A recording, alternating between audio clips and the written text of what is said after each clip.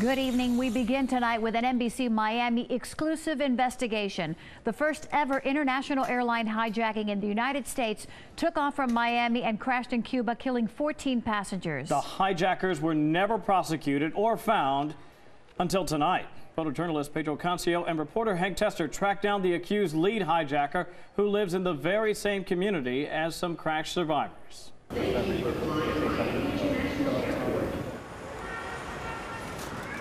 A picture-perfect Miami day. The airport busy. November 1st, 1958. Cubana Airlines Flight 495, taking on passengers, baggage, and cargo. Loaded for what promised to be a routine flight from Miami to Veradero Beach, then on to Havana, Cuba. On the island, Fidel Castro was on the brink of taking over Cuba. The Batista government forces crumbling, but air service to the island was not interrupted. At the controls of the Vickers Viscount prop jet, Captain Ruskin Medrano and Captain Jose Cambero.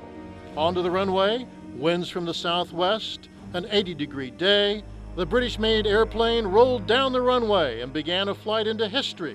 The first ever international airline hijacking originating in the United States. Two of them went all the way to the front of the cabin and opened a door on the floor and brought out machine guns, helmets, uniforms. As the airliner continued south, the then 16-year-old Amaro Gonzalez got a good look at the armed lead hijacker, who was demanding the plane land in eastern Cuba. I remember the eye. I remember everything. How about his shoes? The shoes that was white. The man she says she remembers is this man, Edmundo Ponce de Leon, American citizen, U.S. Air Force veteran.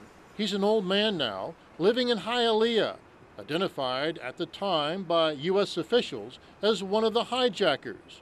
Made no secret that he planned the hijacking. His cousin says so. But he was in charge of the whole thing.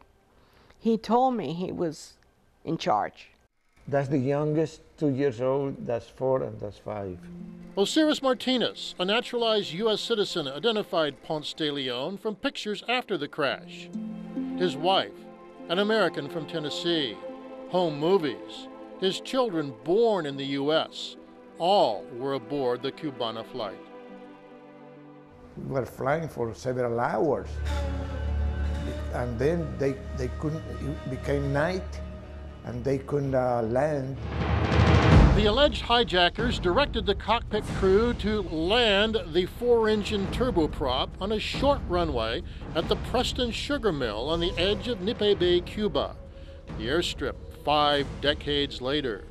Witnesses in Cuba remember. The plane would try to land, and when the pilot saw that he couldn't, he would go like this. And all the suitcases and all kinds of things falling on us, and people screaming and my wife crying. In the dark, the Cubana turboprop lined up to land. The man came out of the cabin, one of them, and he jumped in the seat and put on his belt. He said, "Put on your belts, there's no more gasoline." Flight 495 fell short of the runway into Nipe Bay. Omar Gonzalez watches her grandfather die inside the plane. Se oyó unos gritos que era mi abuelo.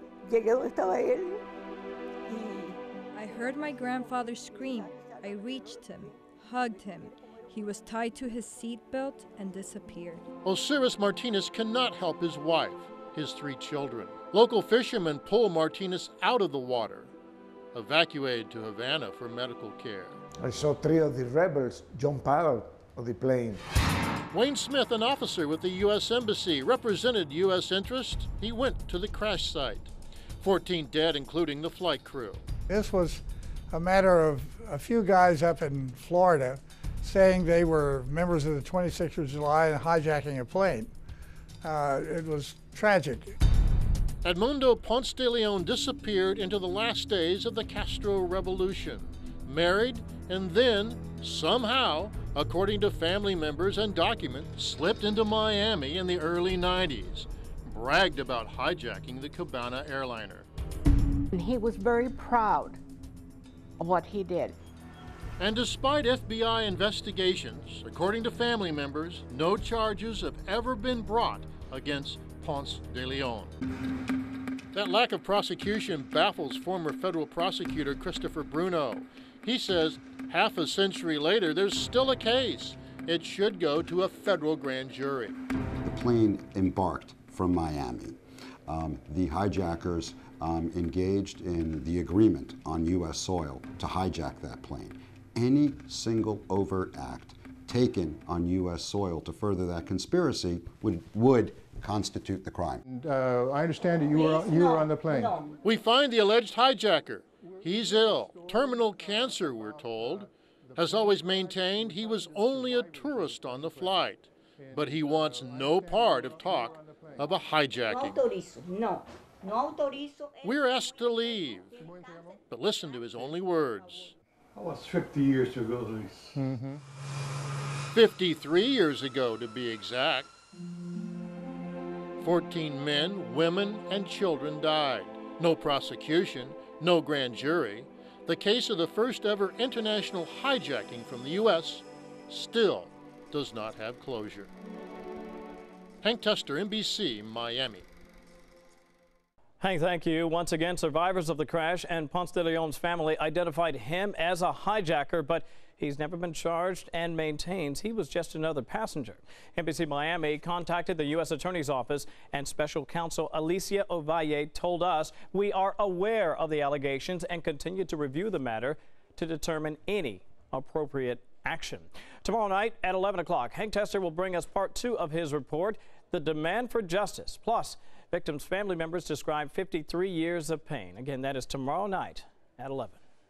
Now to an NBC Miami exclusive investigation. It has been a long time, 53 years in fact, since the hijacking of Cubana Flight 495. For the family of the 14 victims, it has been decades of heartbreak.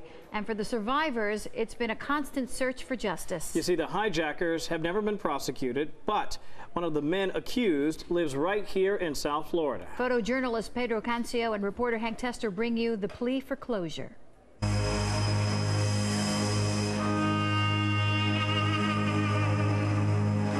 Hijacked. The first ever international hijacking operation originating on U.S. soil. Departing Miami International Airport, Cubana Airlines Flight 495 forced to attempt to land on a small airstrip in eastern Cuba. Locals remember the crash. The runway too short for the 4-engine prop jet. Into the water, Nipe Bay, Cuba, November 1st, 1958. 14 die, 6 survive, including hijackers who flee into the Cuban hills. They joined Fidel Castro's 26th of July revolutionary movement. But I will never forget that sight. She was standing in their bedroom, holding a small photograph, which I still have.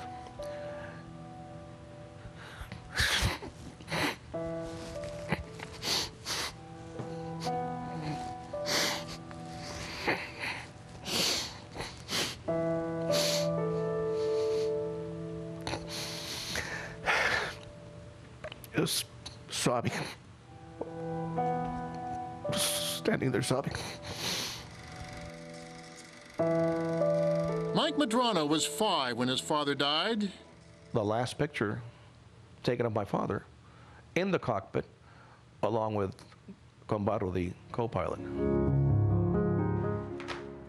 He and his sister Patricia remember a loving Renaissance man who played the piano, an accomplished aviator, loved astronomy, devoted to his children. Life changed completely for us. You know, it was such a happy family, and he was such a great, wonderful father. Every time I think about that, it always hits me. Over the years, unbeknownst to family members, the alleged hijacker lived in Miami, lived within miles of the victims. It was not until a property dispute over this house in El Portel exposed the alleged hijacker. The sister of this man, Edmundo Ponce de Leon, wanted survivors to testify to his character. That legal action made the newspapers. Oh my God. Survivor Osiris Martinez lost his wife and 3 children in the crash. I never knew it till it was in the paper. 2 crash survivors and members of his own family say Edmundo Ponce de Leon, now in his 70s, living in Hialeah, Florida, planned and led the band of hijackers. Edmundo Ponce de Leon, a U.S. citizen, Air Force veteran, has said he was simply going on vacation. That's why he was on the plane. Does not explain why, after the crash, he remained in Cuba for 36 years. We're doing a story about the plane crash, and we're talking to the survivors of the plane crash. And I understand that you were on the plane. No autorizo, no. She says that Ponce de Leon has terminal cancer, so please leave, which we do. Listen to his only words. That was 50 years ago, Luis. The hijacking, November of 1958. In Cuba, Fidel Castro has all but wrapped up his revolution. So why the need to hijack a passenger plane, secretly loaded with a stash of weapons? And hijackers told terrified passengers they were supporting the Castro 26th of July movement. But did Castro know they were coming? Pursuing the story, we traveled to Los Angeles to talk to Ponce de Leon's cousin. He told them that he would be able to get a haul of ammunition and guns. By that time, the revolution was almost won. And they told him, you know, we don't need you. Did Ponce de Leon cook up this operation on his own just to get in on the action? I asked him, but you were not authorized to do it. He says, yeah, but they're okay with it. Wayne Smith, then attached to the American Embassy in Havana, was sent to the crash site to oversee American interest. It was accepted as a 26th of July operation, whether in fact it began that way or not. Surviving the crash, Ponce de Leon immediately joins the revolution. Documents reveal that right after the crash, the American Civil Aeronautics Authority, the predecessor to the FAA, declined to get involved. It was, after all, a Cuban airliner crashing in Cuban territory. The lack of prosecution has been laid on a lack of evidence. But that should not be the case, says attorney Christopher Bruno. Certain overt acts and the conspiracy occurred on U.S. soil is enough of a jurisdictional basis to prosecute this case. The theory, the plot was hatched in the U.S., weapons were loaded on the plane at Miami International Airport, U.S. citizens died. A grand jury should look at the case. Every single overt act taken on U.S. soil constitutes a crime of conspiracy in the United States. He should be prosecuted by this government, but never did. I can see him being free and having all the benefits of being an American citizen when he's done what he did.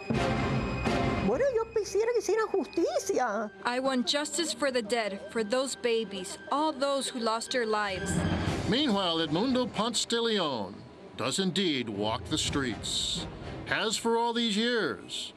His guilt or innocent, never tested by the U.S. judicial system. Hank Tester, NBC, Miami. Hank and Pedro, thank you very much. Now, lawyer Christopher Bruno says he is now set to meet with the survivors to determine a course of action. And this from the U.S. Attorney's Office tonight. We are aware of the allegations and continue to review the matter to determine any appropriate action.